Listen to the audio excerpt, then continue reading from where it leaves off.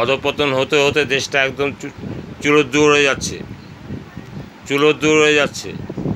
এমন অধঃপতন, একটা এইটে পরে সে নামতা বলতে পারছে না, এবিসিডি ভালো করে বলতে পারছে না, একে চন্দ্র দুই পক্ষ যায় না। এই শিক্ষা নিয়ে সে কীভাবে শিক্ষিত হবে, শিক্ষকতা করবে?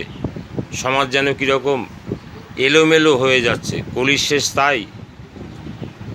কখনো কখনো দেখা যায় যে আমি মানে মানুষ বলে আমি বোধহয় আর থাকবো না, তেমন নেতামন্ত্রীরাও বলে আমি বোধহয় আর থাকবো না।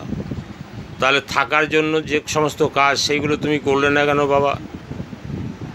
যে মানুষটা বলছে আমি আর থাকবো না, আমি আর বাঁচবো না, তাহলে তোমার শরীরের উপর তুমি অত্যাচার করেছো কেন? আগে সাবধান হওনি কেন?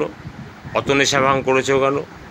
এই সমস্তগুলো নিজেকে নিজে প্রশ্ন করুন, জানুন, তবে তো তার উত্তর পেয়ে যাবেন। অন্তত শেষ সময়টা একটু ভালোভাবে চলুন, যে কদিন বাঁচেন সেই কদিন ভালোভাবে চলুন, তাহলে পরজন্মটা তো ভালো হবে।